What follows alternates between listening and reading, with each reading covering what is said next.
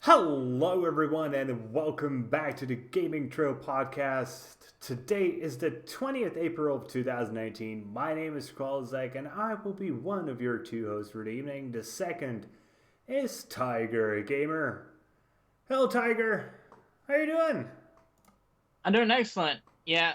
So unfortunately we're not able to do the podcast last week because I was in Texas. And So we how did have was some. Texas? It was good. Yeah. Unfortunately, we had stuff planned for Saturday, but Friday, like the day before, we went on a brewery tour. Went Oh. to three different breweries and a bar. So how wasted did you get? I'm about to get to that. We were doing this tour. We were gone for like 10 hours from like 2 p.m. till around 12:30 at night. And on the way on like when it was time for us to leave, my dad and I, we had the bright idea to walk back to the hotel. And with my eyesight and all that, and I was already drunk as could be. Thankfully, though, I was not drunk enough to not forget stuff. And unfortunately, I freaking face planted on concrete. Oh yeah, that happens. Because of a fence. Someone freaking crashed into a fence, knocked it over, and a piece of wood was sticking out, so I freaking just tripped over the piece of wood and face planted on the ground. You know what? You actually gone through that okay. I managed to faceplant concrete, the pavement to be more precise, when I got drunk when I was 14 and like half my face was missing. Oh my god. Okay, yeah. From that, yeah, I got away with that pretty well. And we actually have a saying about this in Czech. It's I don't know if it's gonna make total sense if I translate it, but it goes something like, "So I was walking and suddenly the pavement stood up and slapped me." I think I've heard of that. I think I've heard of that saying. Yeah. But yeah, though. So that's actually one of the reasons why we didn't have the podcast. I didn't want to do the podcast Saturday because I was like, oh god, I didn't feel like doing anything that day. Yeah. So, but yeah, other than that, yeah, got out of that pretty all right. And hey, I'm still in one piece. So yeah. Other than that, I'm doing excellent, and I love Austin, Texas. So. Well, either way, we're not here to talk about our drunken stories. Yeah. We're here to talk about video games. So, what do you say? Do we talk about video games? Yep.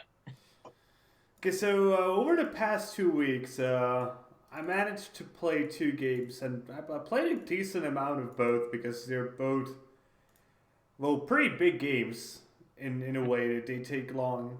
The first game I played was called Deck of Ashes. And this is a deck building games, and I would pretty much say, yeah, it's Slay the Spire with different graphics, but it's fun, and that's the important part, to be honest. Yeah. The game has got some positive reviews, so it's not just me thinking it's fun. Yeah. It uses this really weird mechanic where, well, it's not weird for anyone who plays Slay the Spire, but for anyone who hasn't, it's going to be weird. So it essentially has a card graveyard the same way many other card games have. But whenever you run out of cards in your deck, you get this option to essentially revive few of your cards in your deck. Huh. And, as you progress further, you're going going to be getting more interesting cards. It's all about making sure, okay, I wanted these cards in my deck. Probably the most interesting part is after each match, you have to like revive the cards the same way, like if you just have them in your graveyard. But you don't have to. You don't have to revive all of them, so you can just choose like, okay, so maybe I just want these 5 cards to be at the start, and then I will hope for the best. Obviously, you can also destroy cards to get some currency to create other cards, you know. Yeah, it's cool. It looks great. I love the visual style. The visual style is probably the thing that brought me to this the most. But I'm not sure if I would really recommend it to players of Slay the Spire. Honestly think Slay the Spire is better. It is... I don't know. I don't know how exactly I would describe it, honestly. I think Deck of Spire plays a bit more fluidly. It flows better. Here the combat at points seems slow. It seems sluggish. It seems like something just stopped. But in Slay the Spire is just everything. If you know what you're doing, you can like speed run Slay the Spire in like 10 minutes, and it's insane. Okay. Here I really don't feel the same thing is possible. There's obviously going to be some speed running possible, but not to the degree as in Slay the Spire. Yeah. But the game is available at a decent price. It's $12.45, 49 euros. So, you know, that's not a bad price. And if you're looking for a game in the same genre as Slay the Spire, Deck of Ashes is a good choice. If you already played too much of Slay the Spire and you want something else, but more of the same. That's the thing. And it looks better than Slay the Spire. Slay the Spire at times looks like it was drawn by a 10-year-old. Let's face that. Yeah. Okay. But yeah, for $12.49, it's good value. It's fun. But Slay the Spire is a little bit better. Okay. So yeah, that's my real assumption. It's also in early access, so it may get better over time. What's actually the price for Slay the Spire right now? That's 21 euros. So yeah, Slay the Spire is a bit more expensive. Looks a bit worse. Plays a bit better. Okay. That's what I would describe it as. Okay, what about you? What did you get to play this week? Well, actually, the first game I had to play was I started playing it last week because, like I said, I was in Texas, and I didn't have a chance to play that many games. Mm-hmm. Or rather, I didn't have enough time, and that's the Elder Scrolls Blades. Oh, so you finally got to play that. I honestly already quit playing that. Yeah, it finally became available on my device. So, so what are your thoughts? Well, honestly, for a free mobile game that takes place in the Elder Scrolls universe, I would say so far I've enjoyed from what I've played. I've played around like 4 or 5 hours of it. And yeah, I think it's a good game to just pop, like if you're like sitting somewhere, nothing else to do. I think this is a good game to get a few minutes in here and there while you're waiting for your chests or buildings to open or be built. So, I actually quit before their latest patch, which reduced the timers on chests and made stuff cheaper to buy and build. Huh. Okay. But, and it was the fact that I was I think it took like 4 hours for a silver chest to open. Oh, wow. So, that was ridiculous. Okay, yeah. Now it's a lot different. How long does it take now for a silver chest? An hour. Okay, an hour is doable. Because I was actually running to a point where I would have full chests very easily. You know, especially silver chests are very easily available in the game. Like you can find Yeah. 3 in a single dungeon, and a dungeon takes you 5 minutes if you're semi decent. Mm-hmm. And I was so starved for stuff because I wasn't opening enough chests. Hmm. And yeah, they improved that. I know they did. I don't know how much, but like it took me 2 days to farm limestone to build an alchemy because Oh wow. I was just like I don't have limestone, and I don't like farming dungeons because it gets quickly boring if you're doing the same stuff over and over. And I wasn't getting any limestone for my chest. I was just getting unlucky with that. And Hmm. I had to wait 4 hours for every chest, and it was ridiculous. Yeah, honestly, one thing I hope they do add, if they do add it, is a like if you're already opening a silver chest and you have like 5 or 6 more chests to open, I wish there was a way where you can just like queue up all the chests, Hmm. so you don't have to keep on going back into the game just to go to the next chest. I don't think they will do that. Yeah, You know why? because they want you to spend money. No, they not necessarily. They mostly want you to come into the game for Yeah, whatever true. reason, and part of that is opening chests. Like whatever game that you will play that has timed chests, you will not be able to queue them. You will have Yeah, to go open them every time because that is the way they get to you to open the game. And you know what? Maybe I'll play a game, and it gets you more invested into the game, and then yeah. that gets you more likely to spend money in the game. But I don't know. Also, one thing I'm not starved for right now, and which I really haven't used as much, is gold and gems. Oh, I had so much fucking gold. Like, what was the point of gold? Like, the gear I got was better than the one I could buy. Hmm. Crafting was just abysmally bad because it was impossible to upgrade your smithy and everything for me because Yep. I just didn't have I didn't have the prestige. I couldn't upgrade my town because I didn't have the limestone to upgrade my town.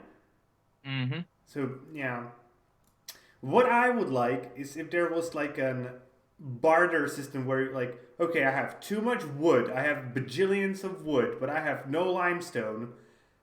Maybe I can like trade wood for limestone at even like a bad price, but okay, I need like 2 pieces of limestone. Just let me trade in 4 pieces of wood for 2 pieces of limestone or something like that.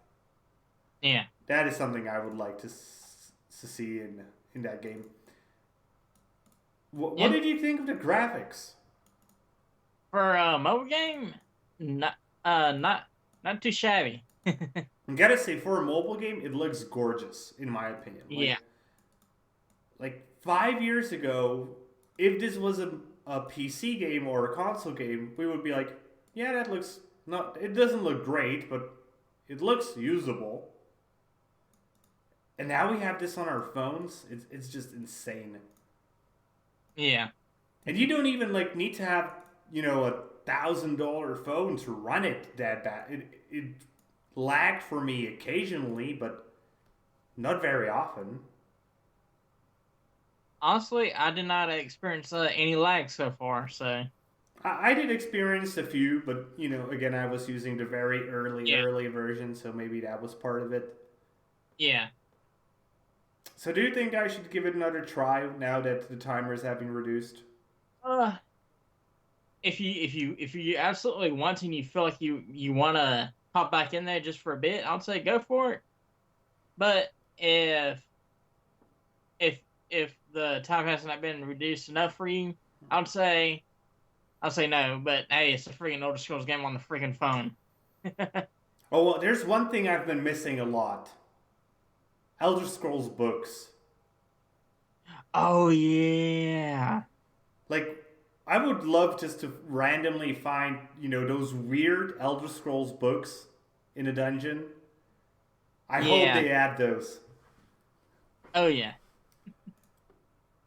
Okay, so the second game I've been playing, and this is a game I've been playing a ton. I have like at least 15 hours in it already, and it came out just 5 days ago. And it is more impressive when you think what kind of a game this is. One Finger Death Punch 2. Oh yeah. This thing, I love this thing. It's such a stupid little game. You only need your mouse to play it. You Yeah. only need good reflexes to play it. It's nothing complex. It's nothing that really makes any sense. It's just a game where you're mashing the mouse or your keyboard and punching stuff. But it's such a great tradition of Stickman, and I love it. I love the first one. It was probably my favorite phone game for single player. I actually beat it fully. It was one of the few games I beat fully on mobile. It has a few more features. It has like events. It has a survival tower, a gauntlet mode. Oh wow. It has co-op, which I haven't tried to this point, but I have to get to try that. There are so many ways to kill your enemies, new weapons, new skills. Yeah, it's One Finger Death Punch, but faster, stronger, more powerful, more crazier. I gotta say, it feels harder. Huh. Like, I remember the first One Finger Death Punch, especially the first levels, were actually really slow. This game, well, it doesn't really wait for you. You just start right off the bat. It's pretty fast, and I honestly love it. Great game. Like 500 levels, infinite mode in the survival tower. Yesterday I actually managed a new record. I managed to kill like 2,600 enemies before I died. It took me like half an hour. Oh wow. It was just like, I was just sitting here, just click, click, click, click, click, click. I finally found the most OP set of skills for survival, I think. I just put everything into healing and shields. Everything that allows me to heal and get shields is what I invested in.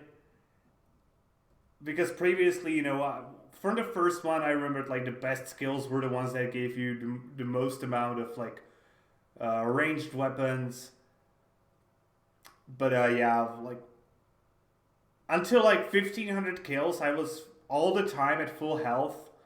Like I would drop one health, and just a little bit later I would get a heal. But at like 2,500, it just got so quick. I was like, holy hell, I'm not clicking that fast enough. By the way, if you have an old mouse and an old keyboard, this will destroy them. Oh wow.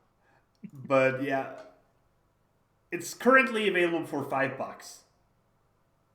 Okay. Everybody should go get it. It's not a game you will play for hours at an end. It's a game you will like, okay, I have 5 minutes. I really can't go play my favorite game. I'm just gonna play One Finger Death Punch. And you're gonna have fun with it. Well, I'm personally gonna hopefully the release is for Android. I hope as well. If they do, I will download it immediately. Though I will say this, because it's so much faster than the first one, it would be hard as hell on phone. Oh yeah. I think they maybe are working on a mobile version, but they are like trying to figure out how much slower do we have to make it to, have it better without destroying it. Okay, so that's One Finger Dead Punch. Anything Okay. else you played this week? Yeah, the second game I got to play this week is this game called Dreams, which is like a game and a development kit at the same time. Okay. So pretty much you can create just about anything that this kit allows you to make. Like I've seen people create first person shooters, space shooters, RPGs, all in this in Dreams. Mm-hmm. Have you tried to create something? Yeah, I'm actually working on a small little game for the community game jam that they're doing right now, and a spring base, and basically like it's kind of like if you're using development kit on PC, but a lot less complicated. Mm-hmm. Like on PS4, it's a PS4 exclusive, so you can use your DualShock 4 or a Move controller, Move controllers. Aren't And there isn't there like a keyboard available for PlayStation? I thought there was. yeah, but the way they designed this really works best with either PS Move or the DualShock 4. Mm-hmm. And so basically, if you want to like say you want to like make a sculpture of a building, you can either go in and find somebody else's creation and use that in your game, or you can use this and like conduct like your own thing. You can use this to pretty much create just about anything. Use this to animate stuff, all kinds of awesome stuff. And yeah, it's made by Media Molecule, the same people behind Little Big Planet and Terror Ray. Mm-hmm. And right now it's in early access. You can get on the PS Store for $30. If you're really interested in this, I would suggest you go ahead and make sure look see if you can still get it. Oh, excuse me, because after a certain amount of people get into the early access, that's it. You have to wait until the full release later this year to get in to play it. Yeah, that actually sounds like a great thing. I hope this thing will work for the PlayStation 5. You know what? Mm-hmm. It's actually like, oh wait, I'll get into that here in a second. That actually makes a good segue. Yeah, exactly. Because from there on, let's talk about the news and let's talk about a PlayStation 5. Yeah. So what's your segue? Well, pretty much, all PS4 games will be compatible with PS5. But So, the bigger question is, will they allow to take the Dream creations and like have them available as indie games?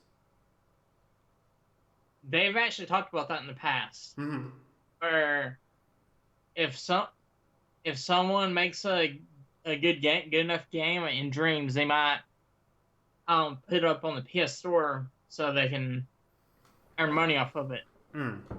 That would be really cool. Or even if it doesn't necessarily have to be about earning money, just have it like available as free to play stuff.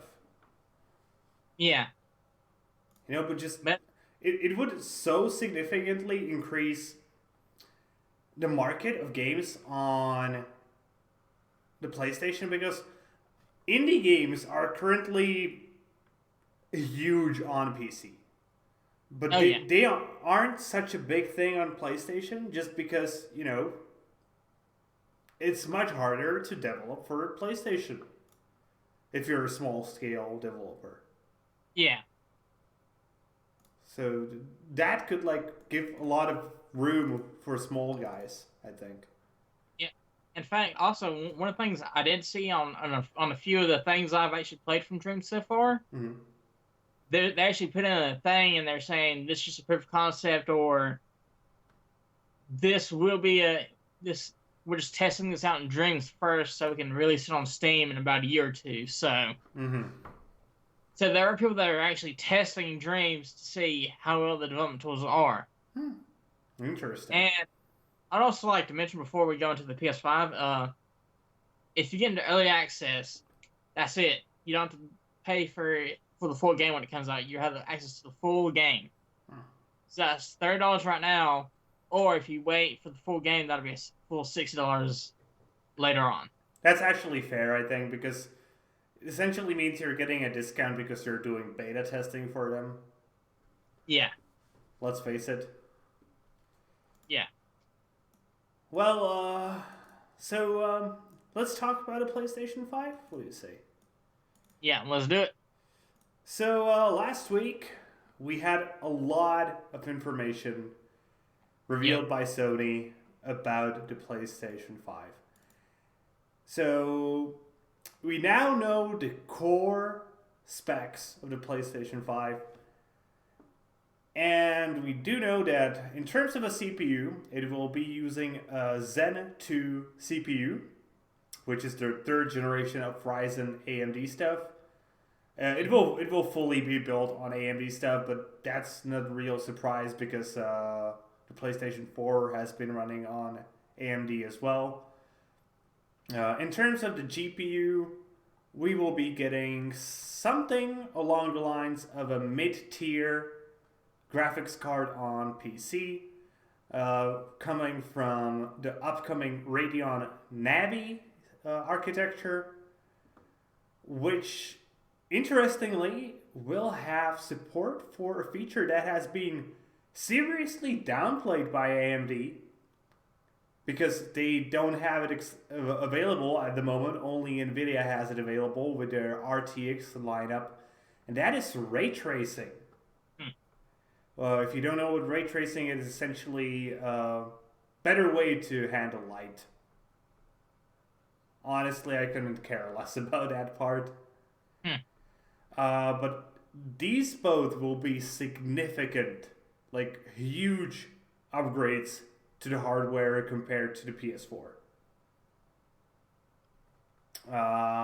It will essentially be a mid-tier computer. Right now, it may be like a low mid-tier computer once it launches. It depends on how, hardware progresses on the PC side of things. Yeah. But there is one big thing which I haven't mentioned yet, and that is, in my opinion, the biggest upgrade, most important one. The PlayStation 5 will have an SSD. In the box. Yes. Like, holy hell, finally. How the hell don't, at least the modern consoles have SSDs? They're such a great quality of life feature. Yeah, they are. It's literally incomparable to how much quicker an SSD is to a hard drive. Yeah. My only concern with the hard drive is how much, in terms of data, it can hold compared to the in-box PS4 hard drive. Because when the PS4 launched, it was a 500 gig hard drive, and when they announced that, I was just thinking back then, 500 gigs, dang, I can freaking download a lot of games. No, the first few games that came out were like freaking 40, 50 gigs. I'm like, okay, no. So from what I heard, they're going to have a 1 terabyte SSD. But obviously, that's just rumors. That's just random shit I heard. But I think that would be feasible because that is like the low mid-tier SSD price when you're not buying a hard drive. I, for example, have a 256 gigabyte SSD. but I also have a 2 terabyte hard drive in my computer, Yeah. and I have the SSD. I have that's where my system is. That's where stuff like Photoshop, Premiere is. Where the games I play the most are, but for data storage, like everything that is my video storage, that's on the HDD because I don't need to access that often. That's not a data Yeah. I'm like concerned about. This is something I need fast. But the games I play, I usually install them on my SSD, and either I then move them later on to my hard drive when they're like, okay, I'm not gonna play this very often, or I just delete them because why would I keep 50 games on my computer? I'm not that kind of Yeah. guy. But yeah, Personally, SSD finally.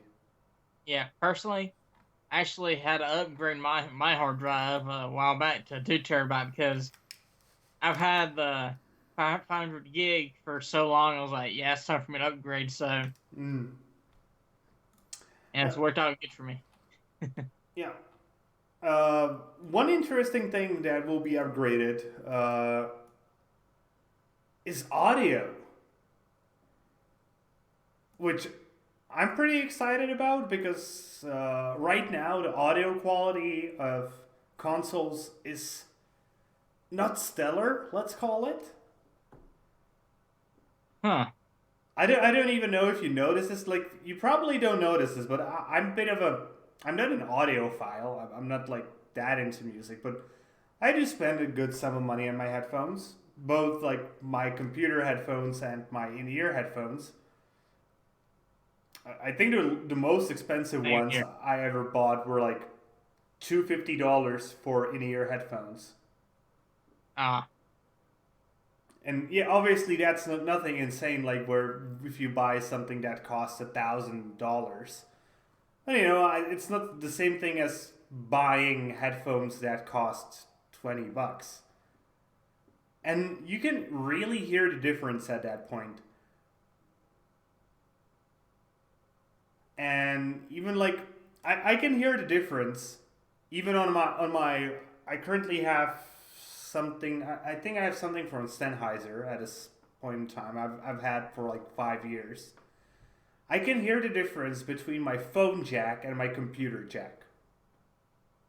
Huh. The audio quality is just way different. There were actually times when I was thinking about buying a DAC, which is a digital to analog converter, for my cell phone, just to boost the audio quality because I like good sounding music, and I'm not the guy that listens to like music. I prefer songs where they actually sing. Yeah. So a DAG would actually go a long way for me, but it would be another thing I would have to carry. So I always am like, yeah, I'm just gonna survive it. But on my computer, I have a good. It was like one of the things I was concerned about when buying my motherboard was what is the audio hardware in this on this motherboard. And I could have saved like $20 on my motherboard, but I was like, no, I'm just gonna buy this one because this has a better audio driver. And the console ones are really crappy. I'm sorry to tell you, but they are really bad. Well, for me personally, uh, these headphones right here are I would say towards the high end, but not too much. And for most of this console generation, I've been gaming on headphones. Well, what are those headphones? These are Logitech G933. Okay, so I have the same ones, but the slightly higher tier. I have the I don't remember the number. Hmm. I can tell you, in terms of audio quality, this is like below mid tier. Hmm. This is what I use for audio calls. Hmm. When I want to listen to music, I will go for my Sennheiser ones. Okay. These are the ones I use because they have decent noise insulation for over ears, Oh yeah. and they are okay for like gaming. But if you want to listen to music, they're not great. Hmm. So when I'm like playing something from Supergiant games, I will not play it on these headphones. Of course. So there are two more things we should talk about. Let's talk about the more important one actually first. Price. So sadly, we do not know the exact price. I would love if we could tell you this is going to be the price of the PS5. All we know at this point is that the price is going to be quote unquote appealing, whatever that means. Mm-hmm. So, give me your guess. I would say the lowest would go is $399.99. The highest $499.99. So I exactly agree with you, but because they said it's going to be appealing, I think it's going to be $459. Hmm. That's my guess. And the second question, when can we expect it? I'd say either late first quarter to early fourth quarter of next year. Okay, my personal guess is they will try to hit Christmas. This year's Christmas. I actually think they will Yeah. try to do it. I'm not Hmm. sure if they will be capable of doing it, but they will. Wait. You think it'll be this year's Christmas, 2019? I think there is a chance of quarter four of 2019. Actually, the person that gave this information out, Mm-hmm. Mark Cerny, he's the one who's heading the development of the PS5. He said the PS5 will not be coming in 2019. So I still think they're gonna try. I don't think they're gonna make it. And the reason they're not gonna make it is gonna be AMD, in my opinion, because AMD has still not released their own Navi architecture GPUs. So they will have to wait on AMD with that. But once yeah, that is available, and once the yields for the GPUs are decent enough, we can like immediately as they will be, it will come. And the yeah. latest I think it will come is quarter two of 2020. I don't think it will come any later. And my reasoning for that is Death Stranding is supposed to come in quarter two. Because they said it is going to be available during the Olympics in 2020, which are taking place in Japan Yeah. in July. So Mm. that should be the latest I think it's going to be available. Hmm. So the way, how much are you looking forward to the PS5? Honestly, since it'll be back, PS4 will be backwards compatible. Mm-hmm. I'm really looking forward to this. I don't care how much it'll cost. I'm definitely gonna get it. I'm completely unsure of. Actually, Uh wait, huh. scratch that. Yeah. I am kind of not looking forward to this because of some of the credit that Sony's pulling right now. So let's see how that turns out before. Okay, so let me ask you another question. Yeah. What if Google Stadia comes out and works at your place before the PS5? Hmm. I actually have friend get it, and I have good internet. Honestly, if if there were no problems with Stadia, I would say I'll go to Stadia. And I think this may be the reasoning of a lot of people. And you got to remember, you actually live in a pretty rural area. Yeah, I do. And most people do have access to 25 megabit internet. Google Stadia might kill consoles, and it might kill PC gaming as well. Let's face that as well.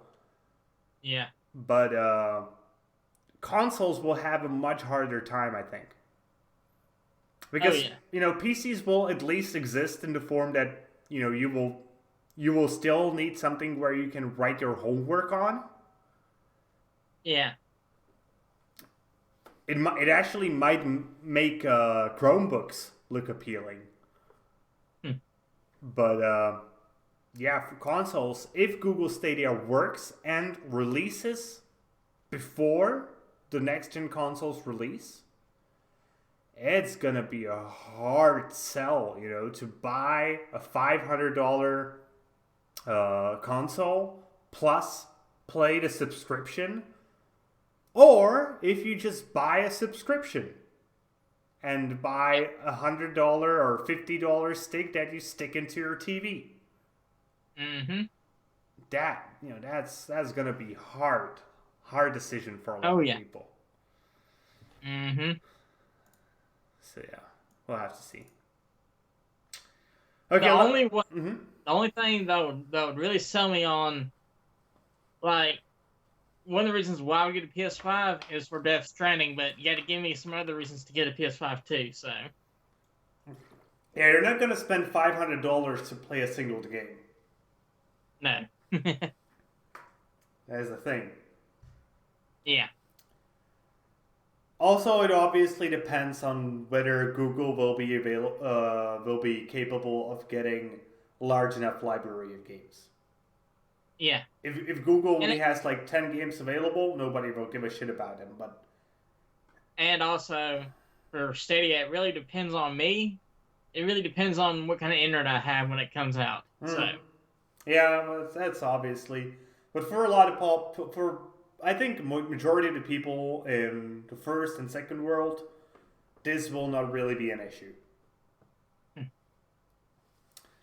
Well, either way, let's talk about the competing console. Let's talk about Xbox now. And this one will be quick because I honestly have no idea why this thing exists. Yeah, really. The Xbox One S All Digital Edition. Why does this thing exist? Okay. Seriously? So, just to give you guys the information you need. It's an Xbox One S without a CD tray. Yeah, that's it. And it costs $249. Let me actually take a look. What's the price of a CD tray for a computer right now? Okay, the cheapest one I see, and obviously the one used in an Xbox is not the cheapest one, so let's go a bit further. Okay, here's a slim one. That's something that's similar. This is, with tax, is $20. So it's not anything expensive. And by the way, this is not just, this is also a burner, so it has more function. The cheapest one I see, but this is not a slim one, is $15, essentially, with taxes. So there's not a lot of money saved on Microsoft's part because they're buying a lot of them. They're probably getting them for like $3 a piece. What's the point of this new Xbox? Honestly, I think they're just testing to see if people that don't have an Xbox are willing to buy an all digital console. And But I would understand if this was like one of the options when the Xbox launched. oh yeah, yeah, There would be like, yeah, there are some people who just prefer to download stuff. They don't want to go to a shop, and they will be yeah. okay with saving $15. Honestly, they should have waited until they announced their newest console to come I out agree. with an all digital. Because personally, yeah, I don't buy discs anymore. I'm an all digital person myself, but one of the things I do appreciate, since on my console still have disc trays, is, oh crap, like on the stores, like sometimes companies will stop paying for the license to be on that store, so they get removed from that store, and you got to go in front of the disc of that game that you want to play. So there's that. Yeah, that's a good point. But that's not the most confusing thing for me. The most confusing thing for me is how long into the life cycle this came out. Because Yeah, whoever wants an Xbox, I think already has an Xbox at this point. yeah, I do. And and the weirdest thing is the price is $249. I don't like how hard would it be for you to go online and find a normal Xbox One S for $249 right now? Back when I got mine even cheaper than that. Yeah, and that was even like in the past. Yeah, So you are getting 3 games with the all digital edition. You're getting Forza Horizon 3, Minecraft, and Sea of Thieves. All good games, but yeah, I don't know. They should just. I just don't see the point of this product. yeah. They should have just waited. Yeah, and it should have been an option for the Xbox One 2. Yeah. That's what they should name it. The Xbox One 2. Uh, and even just have it as an option because there are people who like to have physical media. I'm not one of them, but I do I'm not know either. them. Hmm. And like I also know there are people who also use their PlayStation and Xbox as like a movie player. Oh yeah, yeah. And yeah, Shit, obviously the time has evolved and so many people just stream their stuff right nowadays. But still. yeah. That was actually one of the selling points of the PS2 back in the day. Was if you want a PS2, It was probably the cheapest Blu-ray player that was available at the time, if I you mean remember DVD correctly. player? Oh no, the PlayStation 4 was the cheapest Yeah, Blu-ray player. yeah. Same with the PS3. Yeah. Okay, let's agree that we don't understand what Microsoft is doing. Yeah. So let's move on to Nintendo. We have Hmm. all 3 of the guys this week. Yeah. So we have another report from Nikkei, the Japanese outlet, with more reports about the Nintendo Switch Lite and the Nintendo Switch Pro.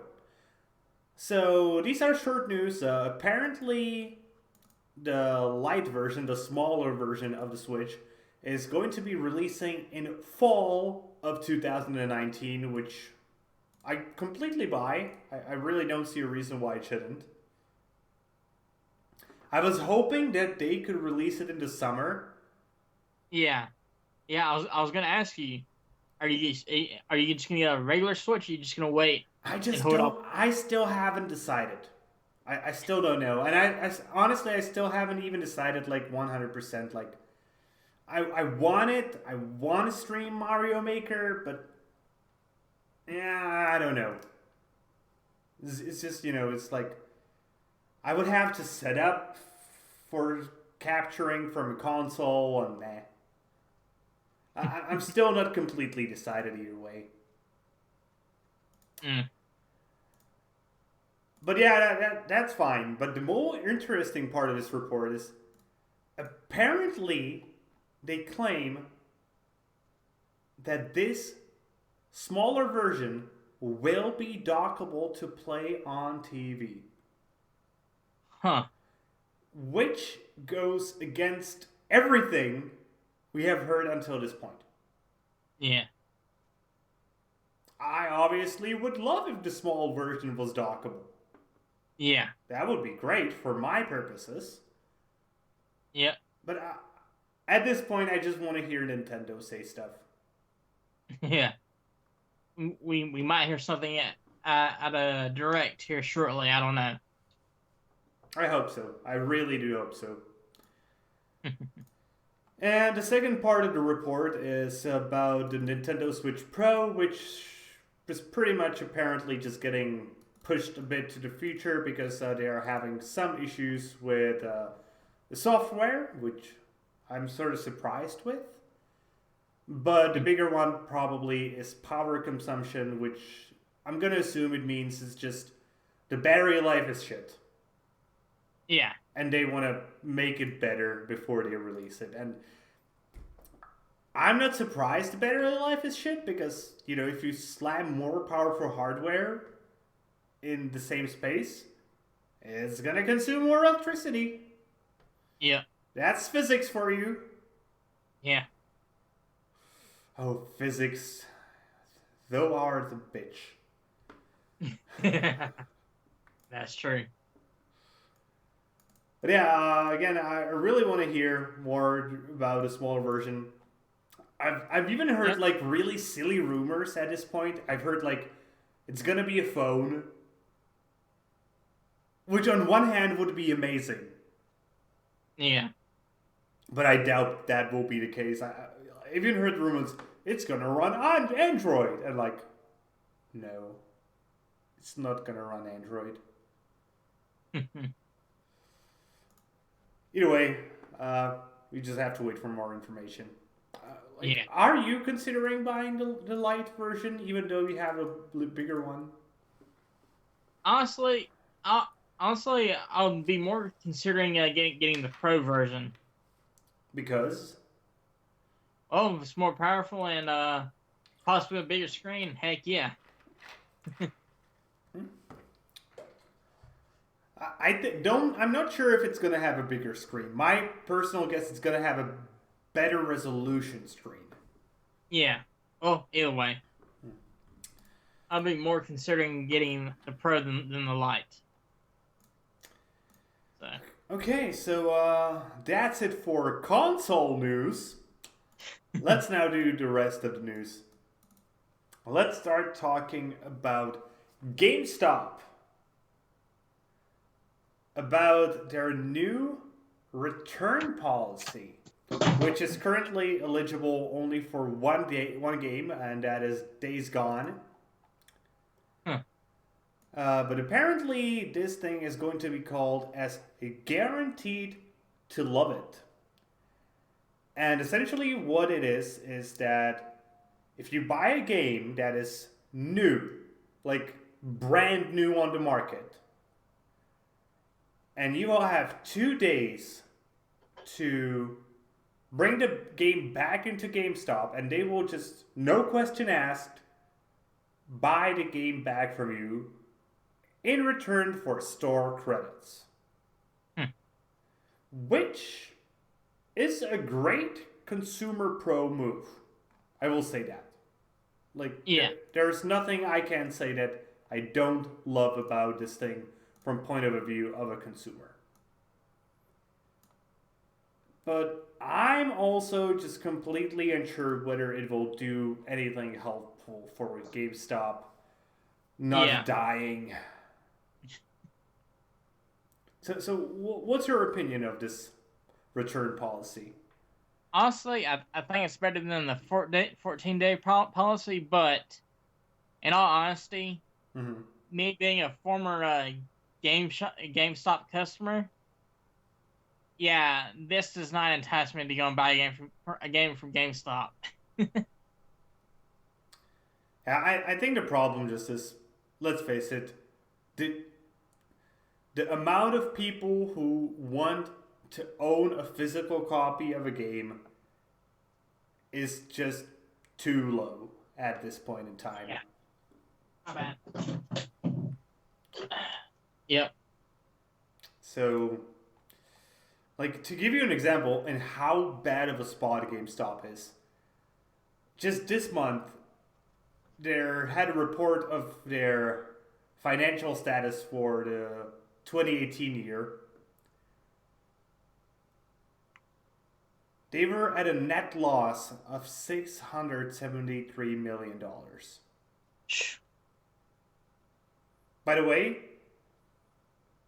during that fiscal year,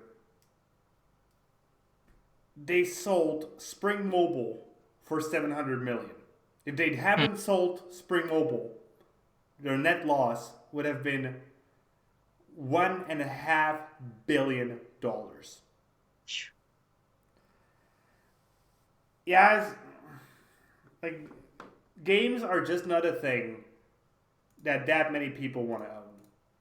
There is stuff for games that may be physical I want to own. Maybe I want to own a cool little figurine or a poster or something. Yeah.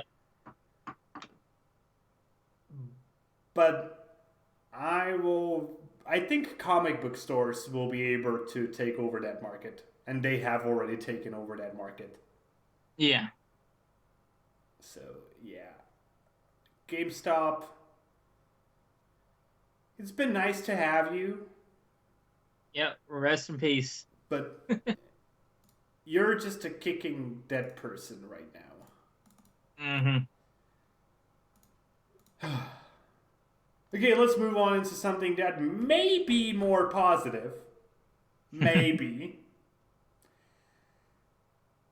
We now know when the Minecraft movie is coming out.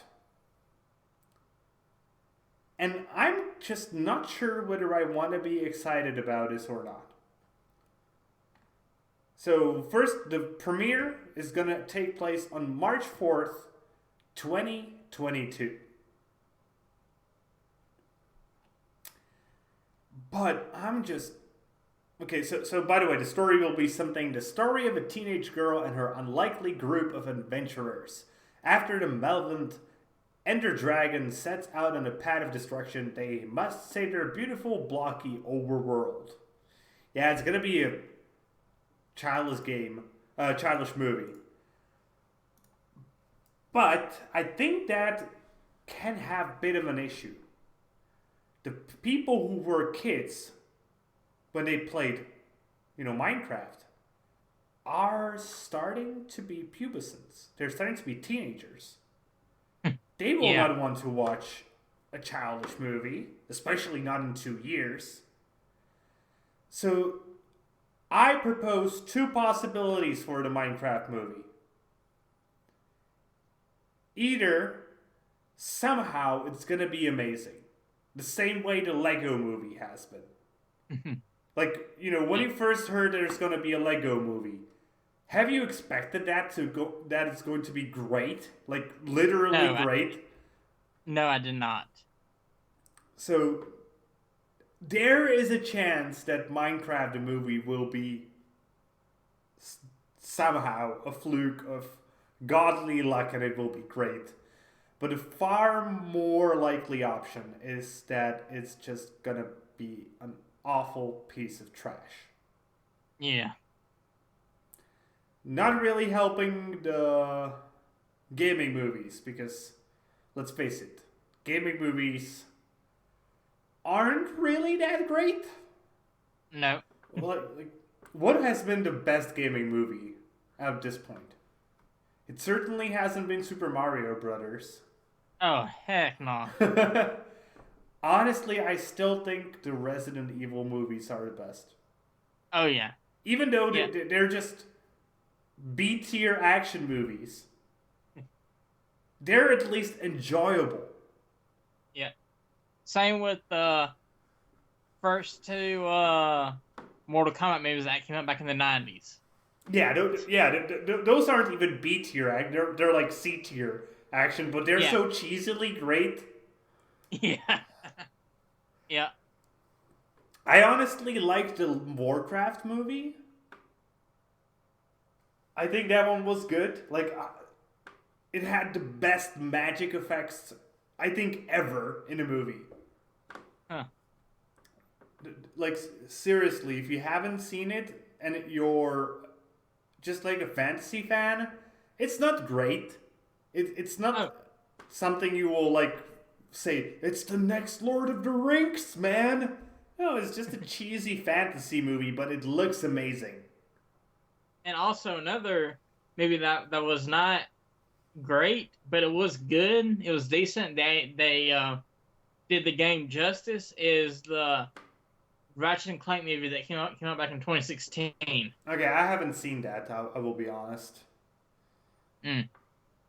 I've never been a big fan of Ratchet and Clank. You know, it's more of a PlayStation thing. Yep. So I never really bothered with that one. But seriously, there needs to be a breakthrough for something. And just make a great, awesome gaming movie.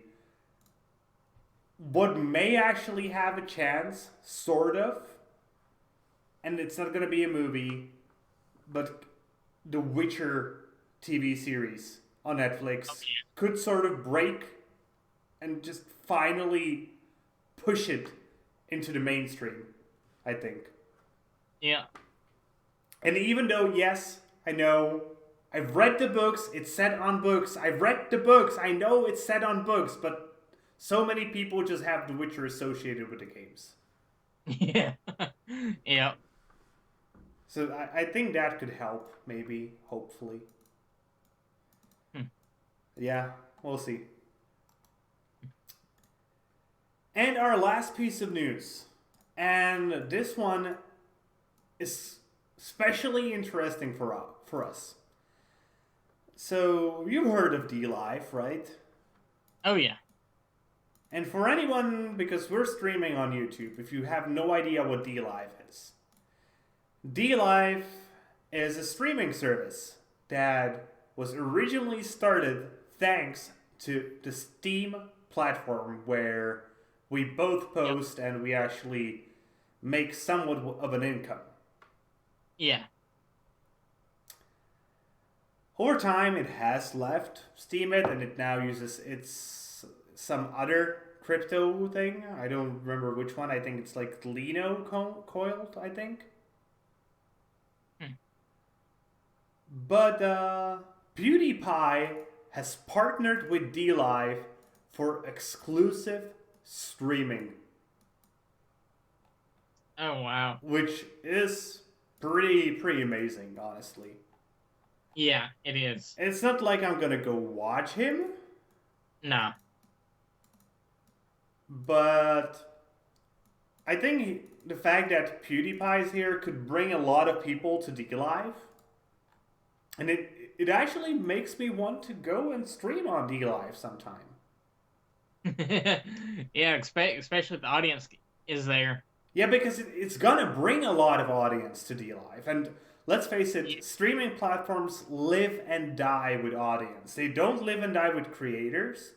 They live Yeah. and die with the audience, and somebody like PewDiePie can bring the audience.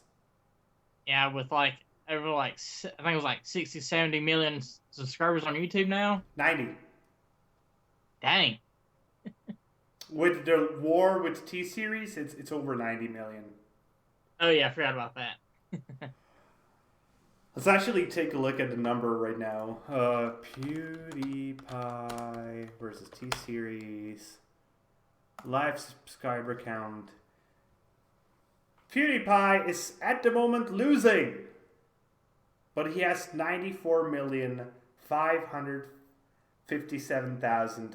94,557,217 subscribers. 19. Yeah, dang. 21. T-Series has 95 million at the moment. I wonder who's gonna be the first to reach 100 million. Yeah, like can you imagine that his subscriber amount is 9 times what my country has in total? Wow. Like, including toddlers and people who are, like, literally dying at the moment. Yeah, it's just insane. Yeah, it is. So yeah, if you're watching on Steam and you are not too angry about D-Life leaving Steam, and you shouldn't be, it's just been their business decision. And yeah, there was some drama about the fact that you got a lot of money through get essentially delegation over time. But you know what? I'm not gonna go into that. It's still a cryptocurrency based streaming service. Oh yeah. And just the fact that it is bringing attention to cryptocurrency, especially with the younger generation, because let's face it, the people who are actually watching PewDiePie are very often going to be younger. Yeah. It's a good thing for the crypto market in general, because they will, even if they like earn 2 pieces of their cryptocurrency, and if only 1% of the people who earn it actually get interested in it, it's just going to be a huge amount of people who actually get to learn about crypto. Yeah. So that's it for the news. Okay. So what do you say? Let's do recommendations for next week. Let's do it. So, do you want to start? Yeah. The first game I have to recommend is Mortal Kombat 11. It's the next Mortal Kombat game, and of course, being made by NetherRealm Studios, and their record has been really good, and I cannot wait for Mortal Kombat 11. You know, I'm looking at the trailer right now. The fun thing is, I think the game looks more realistic than the movies. I know. I thought that myself when I first played MK9 back in 2011. It's certainly hilarious. Yeah, it is.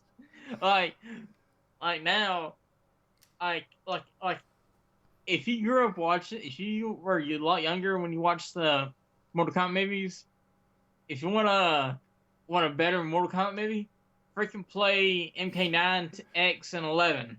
Yeah, that's. But if you just want to see some '90s cheese, you should still watch the movie. Oh yeah, the first 2. Screw the 3rd. Yeah. Okay.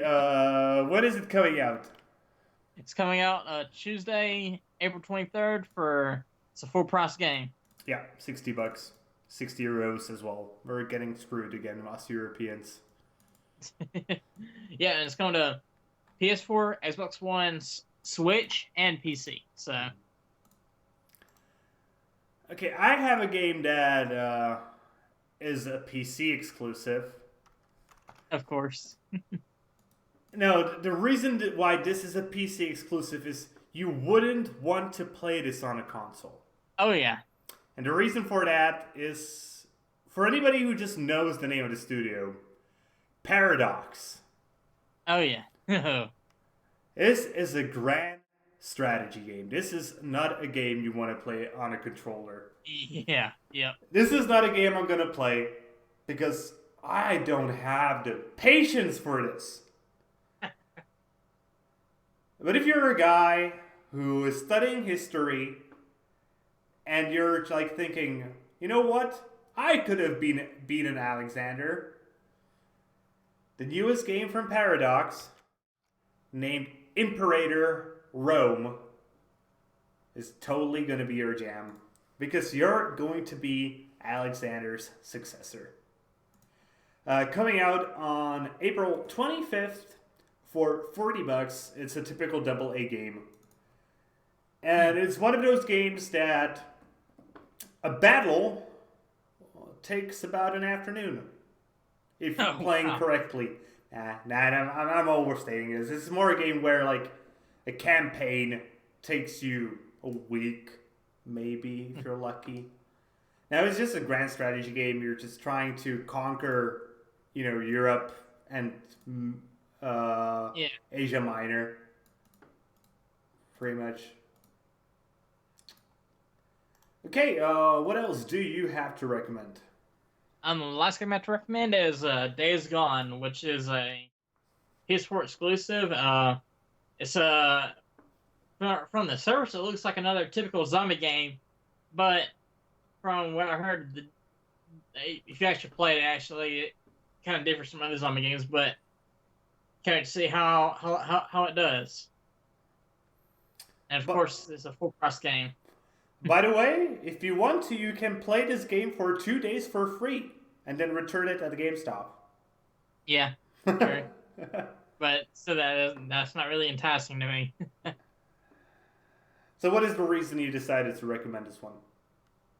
Well, it's a Sony exclusive, and from what I've seen of the story, it seems pretty interesting. And also, freaking, it has like the zombie pile up like in World War Z. So, just like not 7 zombies on screen, more like 700 zombies on screen. Coming at you at one time, yep.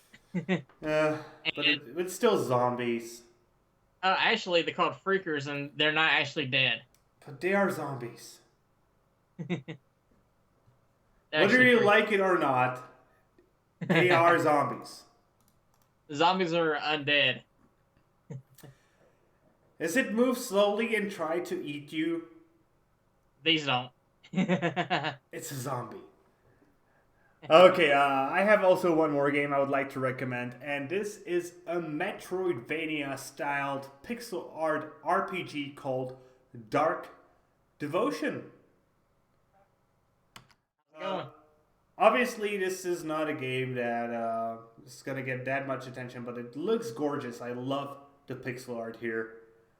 And I can always go for another Metroidvania. Metroidvanias, they never get old, honestly. It's coming out on April 25th as well. Sadly, I don't know the price for this one. Let me actually check their website. Maybe they have it on their website. Sometimes they do. I don't want to see a video. I want to see our webpage. It seems to be a French game because the website ends in FR. But I do not see the price. What about a press kit? Maybe it's in the press kit. No,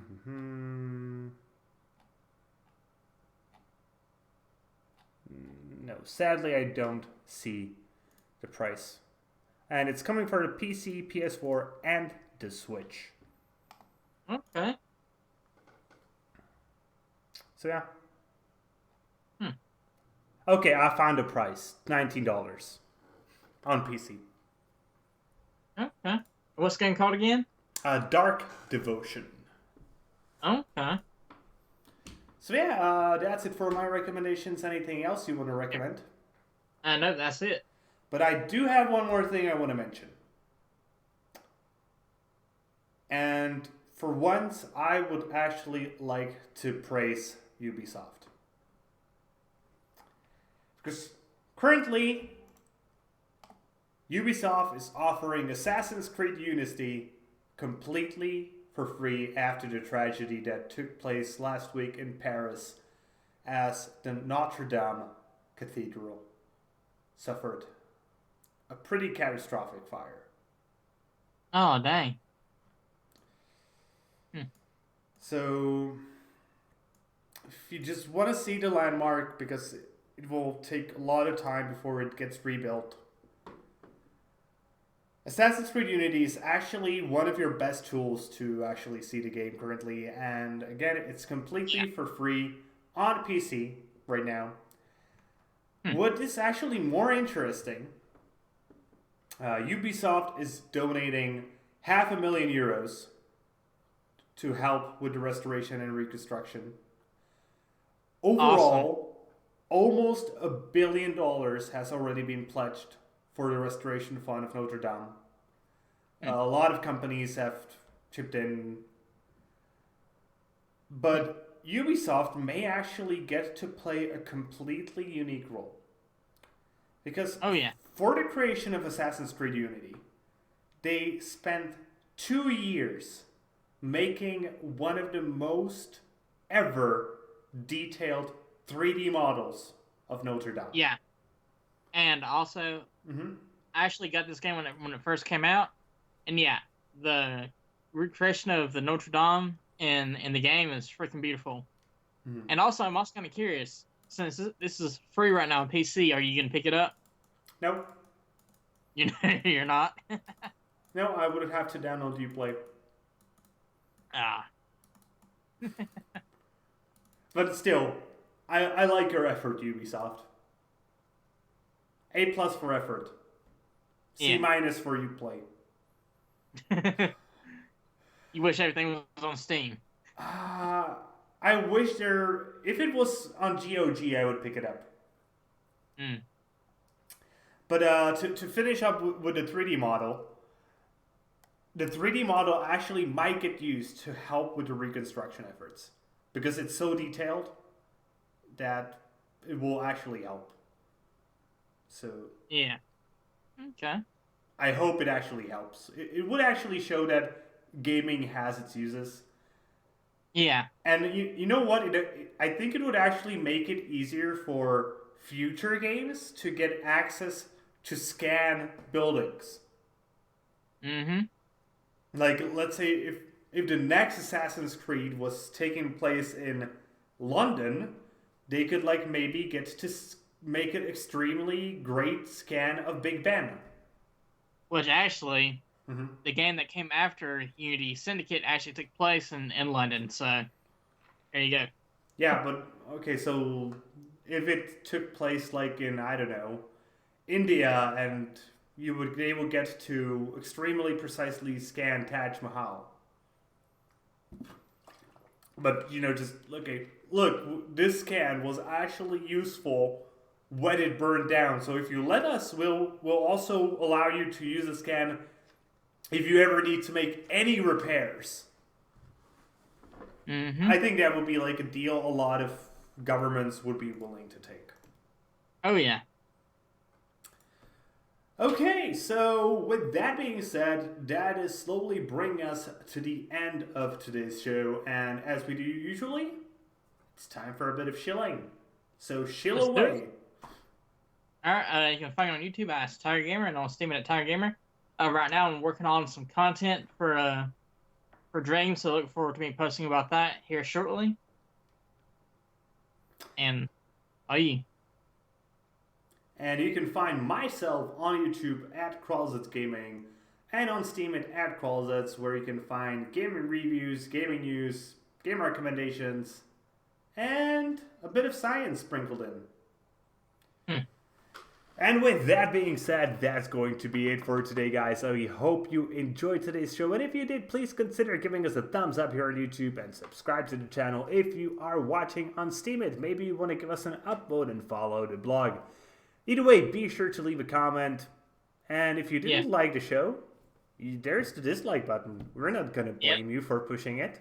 We're doing this because we like to talk about video games. That's right.